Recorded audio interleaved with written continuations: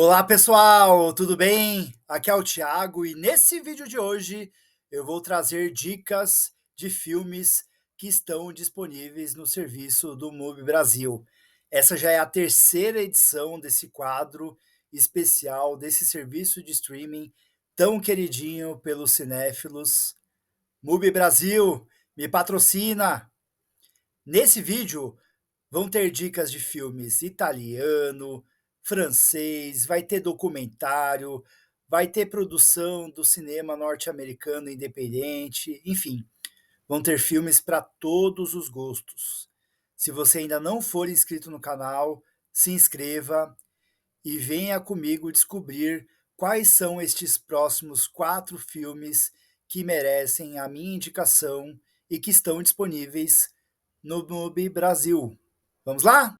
O primeiro filme que eu gostaria de indicar neste vídeo de dicas é Alexandre o Último, que é uma produção de 2009, dirigida pelo Joe Swanberg, produzido pelo Noah Baumbach e que possui os principais ingredientes do agridoce cinema independente norte-americano. O roteiro, inclusive, é atribuído para o Swanberg, mas os principais atores do elenco também são creditados como roteiristas, por conta dos constantes improvisos. A narrativa funciona como um estudo de personagens e estabelece uma relação de causa e consequência, a partir de dois jovens atores que são selecionados para interpretarem um casal em uma peça de teatro. E a intimidade estabelecida entre eles por conta do trabalho passa a interferir na relação deles com seus respectivos parceiros. A pegada da proposta é bem pé no chão, já que não se trata de uma superprodução, nem o filme do Swanberg, muito menos a peça que é encenada por Alex, interpretada por Jace Wexler, e Jamie, interpretado por Burlow Jacobs.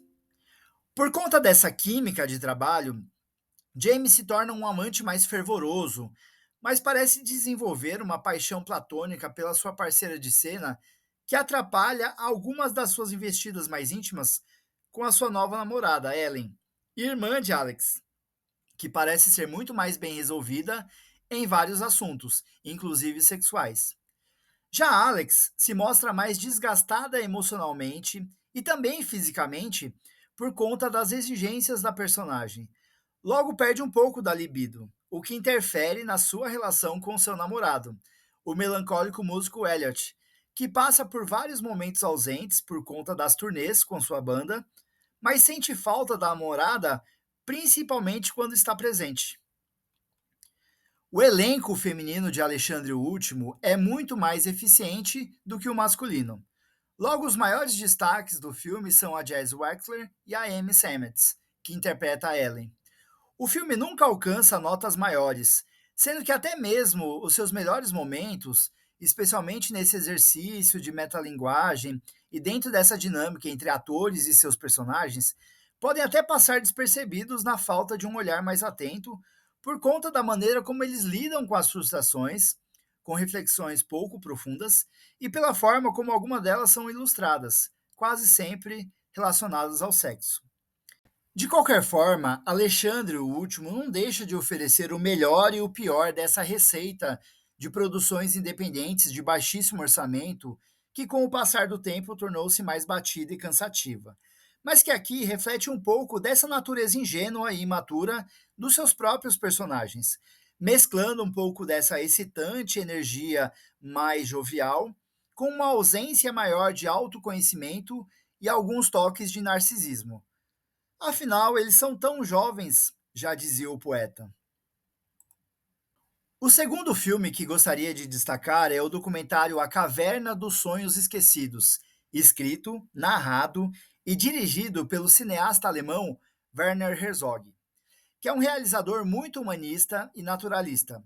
Logo, não é de se estranhar que ele teve tanto empenho e curiosidade para abordar todo o trabalho dedicado à descoberta de um conjunto de cavernas localizadas na cidade de Chauvet, no sul da França, que trouxe uma descoberta arqueológica que data de pelo menos 32 mil anos atrás.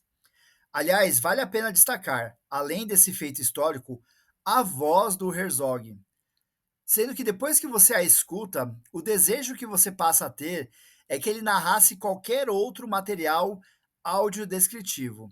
Até a leitura de uma receita de bolo ficaria mais excitante por conta da voz desse homem. Enfim, estou divagando. Nos cinemas, este documentário, A Caverna dos Sonhos Esquecidos, foi lançado apoiado pela tecnologia 3D. Logo, eu só posso especular sobre a profundidade visual e de campo dessa experiência. No mais, o que mais chama a atenção é a devotada dedicação de pesquisadores, historiadores e arqueólogos envolvidos no registro e no trabalho de preservação dessa relíquia, que até 1994, quando foi descoberta, havia permanecido intocada pelo homem. O nível de preservação do interior das cavernas, a identificação dos esqueletos de animais, como tipos raros de ursos e leões, mas principalmente as ferramentas e os desenhos realizados pelos povos paleolíticos são fascinantes e impressionantes. Quando Herzog se dedica a destacar a forma e a estrutura desses desenhos registrados nas paredes das cavernas, é quando ele mais se permite a fazer algumas reflexões filosóficas. Afinal, é possível perceber uma noção artística que impressiona, pois torna-se reconhecível que o interesse desses artistas primitivos era o de comunicar sobre o universo que estava à sua volta. O que faz sentido até mesmo para a própria natureza do gênero do documentário, que é o de dar voz e espaço a esses antepassados e a quem se dedica a esse tipo de estudo e pesquisa. Há, inclusive, um certo destaque que foi dado à descoberta de um objeto que se assemelha muito com a de uma flauta, que reforça uma ideia de que esses povos mais primitivos tinham uma capacidade de inteligência musical que até então parecia ser improvável. Contando com acesso exclusivo a um sítio arqueológico rico e raro, Werner Herzog investe nessa experiência imersiva de colocar o espectador para dentro da caverna, como se quisesse compartilhar o momento, mas usa das imagens para um exercício de reflexão sobre o papel e a interferência do homem na natureza, além de realizar uma jornada de autoconhecimento filosófico e até mesmo espiritual para dentro de si mesmo, a caverna mais profunda de todas. O terceiro filme que tive a oportunidade de conferir pelo MUBI Brasil foi o francês Os Cinco Diabos, que é um drama melancólico e sensível que tem a sua força e o seu apelo, especialmente pela moral que serve de base para a trama, e por alguns aspectos curiosos que cativam e prendem a atenção. Só que a produção também tem uma certa dificuldade de equilibrar estes diferentes pontos de interesse dentro de uma narrativa que também adiciona romance e algumas pitadas de ficção científica a essa mistura. Vicky, interpretada por Sally Dramé, é a filha de 12 anos de Joanne, interpretada pela Adele Exarchopoulos, professora de natação da academia que dá título ao filme, e do bombeiro Jimmy, interpretado por Mustafa Mbengue. Desde muito cedo, Vicky demonstrou ter um senso olfativo muito aguçado, capaz de identificar os mais diferentes cheiros e aromas, mesmo a metros de distância. Esse seu comportamento nada convencional é acompanhado de perto pela mãe, porém percebido mais como um capricho de criança, ainda que ela não saiba que a filha vem sofrendo com práticas de bullying na escola e que essa condição a deixa ainda mais deslocada das demais crianças. Quando a sua tia Júlia, interpretada por Suala Emati, irmã de Jimmy, retorna à cidade depois de anos de distanciamento por conta de uma internação compulsiva e traumática, Vicky tem acesso a uma fragrância inédita, trazida pela própria Júlia, que a deixa desmaiada por alguns instantes. Porém, cada desmaio faz com que ela realize uma viagem ao passado e passe a entender um pouco mais sobre a história dos seus pais, a influência da tia, assim como todo o contexto histórico da família, marcado por mágoas e traumas. Essa primeira camada do roteiro coescrito pela diretora Lea Mizius e Paul Guillaume explora esse conceito de viagem no tempo, mas a sensação que dá é que o interesse da dupla é muito mais de usar esse recurso para não ter que ficar recorrendo aos flashbacks para contar a história que eles querem. E em termos de abordagem mais aprofundada, é uma decisão que permite um exercício de reflexão sobre os temas propostos pela perspectiva da evolução da própria sociedade ao longo do tempo, especialmente por conta de uma determinada relação amorosa que passa a ser revisitada. No entanto, a condição olfativa e o efeito de assombração dados a Vic quando ela visita o passado parecem ser elementos muito mais distrativos, sendo que não funcionam tanto para esse propósito de suspense psicológico, muito menos para o apelo de uma narrativa mais clássica.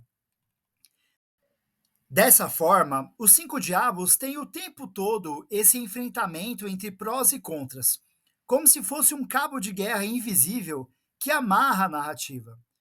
Gosto muito da maneira que o filme lida com os temas da identidade de gênero e da representação sexual, o drama da aceitação e do perdão, especialmente entre as personagens femininas, como uma espécie de evolução geracional, incluindo o reflexo na percepção da criança.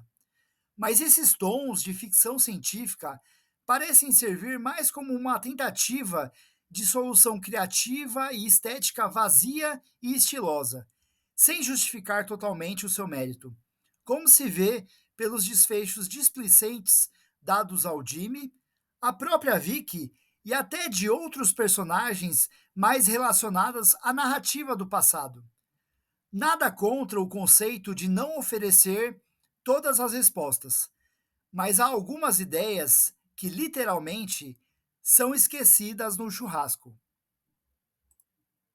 O último filme dessa série de dicas do MUBI Brasil é o clássico italiano Ladrões de Bicicleta, do diretor Vittorio De Sica, que é um drama extremamente intenso, emocionante e vigoroso que aborda a luta de Antônio, interpretado por Lamberto Maggianari, que oferecer uma vida minimamente digna para sua esposa Maria, interpretada por Lianella Carel, e seu pequeno filho Bruno, interpretado por Enzo Staiola. Repleto de esperança por conseguir um novo emprego em meio a uma crise econômica que produz inúmeros desempregados, Antônio utiliza os últimos recursos financeiros da sua família para readquirir uma antiga bicicleta que vai lhe dar as condições necessárias para realizar o seu trabalho como colador de cartazes. Como o título já sugere, essa bicicleta será roubada e Antônio iniciará uma jornada de luta e desespero ao lado do filho Bruno para recuperar a sua única fonte de renda. Ambientado em um contexto pós-guerra que ilustra uma Itália ainda sofrendo os impactos do conflito, o roteiro explora essa premissa simples para apresentar um cenário amplo e complexo sobre os mais diferentes aspectos da sociedade italiana da época, especialmente as mazelas sociais decorrentes da falta de emprego, que faz as pessoas recorrerem tanto à fé quanto à criminalidade, sendo que vítimas e criminosos são muitas vezes o mesmo lado da moeda. Essa aparente simplicidade é poética e Vittorio de Sica não fica martelando esses conceitos de uma maneira escancarada. Essa percepção é captada por sutilezas dos personagens e pelos detalhes dos ambientes. A pobreza fotografada por Carlo Montuori é palpável e perceptível em todos os cantos das imagens, especialmente nas sequências externas que mostram as ruas da cidade. Mas há um contraste caloroso quando estamos dentro da casa de Antônio.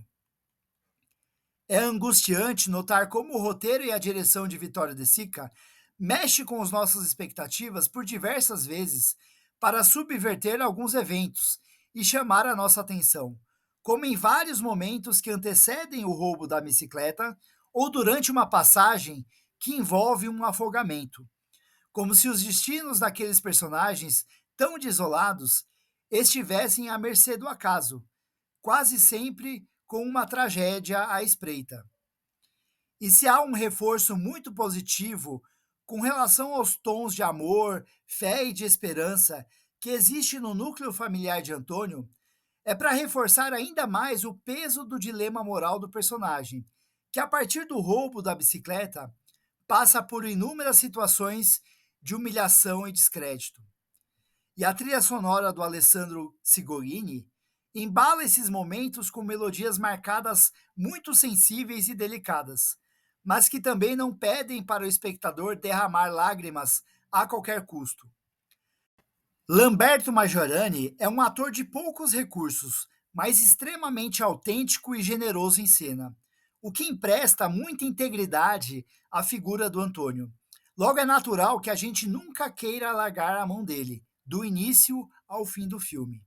Lianera Carel é a figura feminina mais forte presente no filme, servindo como uma espécie de bússola moral para o marido e, consequentemente, para a família, ainda mais diante da sua fé cega e devotada. Só que não dá para negar que a irresistível atuação do adorável Enzo Staiola é de um encantamento absurdo, já que aos olhos do filho, a realidade cruel ganha contornos ainda mais dramáticos, até por conta do seu amor incondicional ao pai. E não deixa de ser encantador vendo Enzo contracenando ao lado de Lamberto, em que você nota claramente que o ator Mirim está condicionado a reagir às reações do ator mais velho, deixando muitas vezes transparecer a marcação de cena ou a própria encenação, mas não tem jeito, ele é adorável. Que personagem inesquecível! E por tudo isso é que Ladrões de Bicicleta proporcionam um embarque nessa jornada emocional, como se estivéssemos na garupa da vida desses personagens inconsoláveis, fazendo com que o espectador tenha o seu coração capturado de maneira irrecuperável. Então, estas são as minhas indicações de filmes que estão disponíveis no serviço de streaming do Movie Brasil. Se você já assistiu algum desses filmes, deixe a sua opinião nos comentários. Se você ainda não for inscrito no canal, se inscreva e a gente se vê no próximo vídeo. Um grande abraço. Tchau, tchau.